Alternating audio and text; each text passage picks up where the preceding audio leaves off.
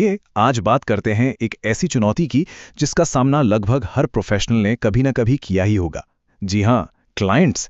आज हम एक तरह की डीक्लासिफाइड फील्ड गाइड पर नजर डालने वाले हैं जो क्लाइंट्स के अलग अलग तरह के व्यवहार को समझने और कह सकते हैं कि इस खेल में सरवाइव करने में मदद करेगी। असली कहानी यहीं से शुरू होती है ना? एक तरफ होता है आपका बेहतरीन काम, आपकी कमाल की स्ट्रैटेजी, और दूसरी तरफ होता है क्लाइंट का अपना डायनामिक। और जब ये दोनों आपस में मेल नहीं खाते हैं, तो यकीन मानिए बड़े से बड़ा प्रोजेक्ट भी पटरी से उतर सकता है। इसीलिए किसी भी डिजाइन या स्ट्रैटेजी से पहले माहौल का और क्लाइंट के व्यवहार का निदान करना बहुत जरूरी है। और इन पैटर्न्स को पहचानने के लिए हमारे पास एक बहुत ही काम का टूल है, द क्लाइंट अलाइनमेंट मैट्रिक्स। देखिए, ये बहुत आसान है। ये क्लाइंट्स को बस दो पैमानों पर रखता है। पहला, उनके दिमाग में अपने प्रोजेक्ट का विजन कितना साफ है, और दूसरा, वो फैसले कितनी तेजी से लेते हैं। बस इन्हीं दो चीजों से हमें अंदाजा लग जाता है कि हम किसके साथ काम कर रहे हैं। तो चलिए अब थोड़ा और गहराई में उतरते हैं। मुश्किल क्लाइंट्स के व्यवहार को हम मोटे तौर पर 4 ग्रुप्स में बांट सकते हैं, जिन्हें यहाँ थ्रेट क्लस्टर्स कहा गया है। आइए एक एक करके इन सभी को समझते हैं। हमारा पहला थ्रेट क्लस्टर है द हॉवरर्स। अरे ये वो क्लाइंट्स हैं जो हर वक्त सर पर ही मंडराते रहते हैं। मतलब वो हर छोटी बड़ी चीज में इतना ज्यादा इन्वॉल्व हो जाते हैं कि पर्सनल बाउंड्रीज तो खत्म ही हो जाती हैं। और इनके साथ सबसे बड़ा खतरा यही होता है कि प्रोजेक्ट का स्कोप बढ़ता चला जाता है और आपका कंट्रोल घटता चला जाता है। ये लाइन तो जैसे बहुत कुछ कह जाती है ना? उन्होंने आपको आपकी एक्सपर्टीज के लिए हायर किया है, लेकिन फिर वो आपके साथ बैठकर खुद ही डिजाइन करने लगते हैं। ये सिचुएशन बहुत ही कॉमन है और यहीं से प्रॉब्लम शुरू होती है। और इसी क्लस्टर में आते हैं द माइक्रो मैनेजर। इनके अंदर भरोसा तो बिल्कुल नहीं होता, पर काम की रफ्तार पूरी चाहिए होती है। इनका सबसे बड़ा लक्षण है कर्सर हाईजैकिंग। मतलब आप काम कर रहे हैं और वो सीधे आपके माउस पर ही कब्जा कर लेते हैं। इनसे निपटने का एक ही तरीका है, प्रोजेक्ट की सीमाओं को बिल्कुल पत्थर की लकीर बना देना। अब आते हैं दूसरे ग्रुप पर, द फॉगी लेंसेज। इनके साथ काम करना ऐसा है जैसे आप कोहरे में गाड़ी चला रहे हो। इन्हें खुद ही नहीं पता होता कि इन्हें जाना कहाँ है। नतीजा, टारगेट लगातार बदलता रहता है और प्रोजेक्ट कभी न खत्म होने वाले रिविजन्स के चक्कर में फंस जाता है। बड़े आइडियाज, छोटी छोटी डिटेल्स और कभी ना खत्म होने वाला जोश। सुनने में तो ये बहुत अच्छा लगता है ना? लेकिन असल में ये एक बहुत खतरनाक कॉम्बिनेशन हो सकता है, क्योंकि जब कोई क्लियर डायरेक्शन ही ना हो तो इतना सारा उत्साह और आइडियाज बस समय और एनर्जी की बर्बादी बनकर रह जाते हैं।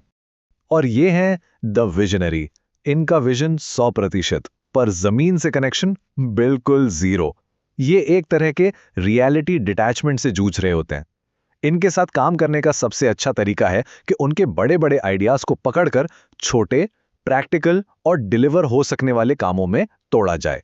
हमारा तीसरा क्लस्टर है द क्रोनो विलन्स, मतलब समय के विलन।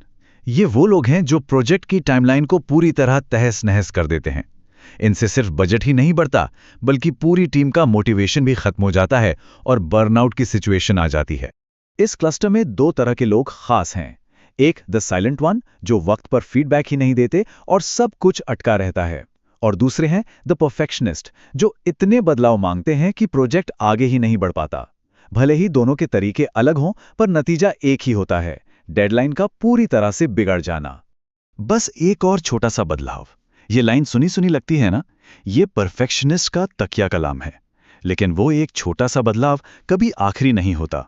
ये एक ऐसा चक्र है जो चलता ही रहता है और प्रोजेक्ट कभी भी पूरा नहीं हो पाता।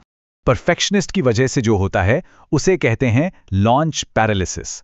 मतलब काम 99.9% पे आके अटक जाता है।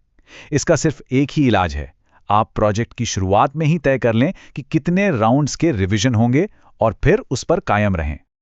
और अब हमारा आखिरी थ्रेट क्लस्टर, द कैलकुलेटर्स। ये वो क्लाइंट्स हैं जिनके लिए पैसा या कोई खास मैट्रिक ही सब कुछ होता है। इनके साथ सबसे बड़ा खतरा यह है कि यहां पर इनोवेशन और क्रिएटिविटी का गला घोंट दिया जाता है और आपका काम सिर्फ एक कमोडिटी बनकर रह जाता है। इनको समझने के लिए ये लाइन काफी है, टेस्ट शैंपेन जैसा पर बजट इंस्टेंट नूडल वाला। मतलब उन्हें चाहिए तो सब कुछ बेस्ट इन क्लास, लेकिन उसके लिए जो रिसोर्स या बजट चाहिए वो देने को तैयार नहीं होते। इसी टाइप को कहते हैं द बजट कॉन्शियस क्लाइंट। इनकी ऊंची उम्मीदों और कम बजट के बीच के इस गैप को स्कोप डिल्यूजन भी कहा जा सकता है। इसे मैनेज करने का एक अच्छा तरीका है कि आप उन्हें अलग-अलग प्राइसिंग के ऑप्शन दें ताकि उन्हें साफ-साफ पता चल जाए कि उनके बजट में क्या-क्या मुमकिन है। तो इतनी सारी मुश्किलों और थ्रेट क्लस्टर्स के बाद अब बात करते हैं उस क्लाइंट की जिसका हर कोई सपना देखता है। जी हाँ, वो आदर्श क्लाइंट, जिसे इस गाइड में यूनिकॉर्न कहा गया है। ये हैं द डिसाइसिव यूनिकॉर्न। ये वो दुर्लभ और कीमती क्लाइंट होते हैं जिनका विजन क्लियर होता है, जो आपकी एक्सपर्टीज का सम्मान करते हैं और सबसे जरूरी, फैसले लेने में देर नहीं करते। इनकी सबसे बड़ी पहचान फ्रिक्शनलेस अप्रूवल्स, मतलब काम बिना किसी रुकावट के आगे बढ़ता रहता है। तो अब सबसे बड़ा सवाल यही उठता है कि ये शानदार जीव, ये यूनिकॉर्न क्लाइंट आखिर मिलता कहाँ है? क्या ऐसे क्लाइंट सच में होते हैं या ये सिर्फ एक कल्पना है? और अगर होते हैं तो उन्हें ढूंढे कैसे? और इसका जवाब शायद वो नहीं है जो हम सोच रहे हैं। असल में एक यूनिकॉर्न क्लाइंट को ढूंढने का आइडिया ही शायद सही नहीं है। और यहीं पर इस पूरी गाइड का सबसे बड़ा सीक्रेट सामने आता है। यूनिकॉर्न ढूंढे नहीं जाते, उन्हें बनाया जाता है। फॉर्मूला बहुत सिंपल है। आप किसी भी मुश्किल क्लाइंट को लीजिए, उनके साथ काम करने के लिए सख्त सीमाएं और एक क्लियर प्रोसेस बनाइए और नतीजा होगा एक यूनिकॉर्न क्लाइंट। मतलब उनकी बिखरी हुई एनर्जी को सही प्रोसेस के जरिए बेहतरीन आउटपुट में बदला जा सकता है। तो आखिर में सबसे बड़ी और सबसे पावरफुल बात यह है कि क्लाइंट का व्यवहार पत्थर की लकीर नहीं है। वो दरअसल आपके प्रोजेक्ट मैनेजमेंट के तरीके पर रिएक्ट कर रहे होते हैं। अगर आप रिश्ते और काम के पूरे इकोसिस्टम को कंट्रोल करते हैं, तो आप किसी भी क्लाइंट के साथ बेहतरीन नतीजे हासिल कर सकते हैं।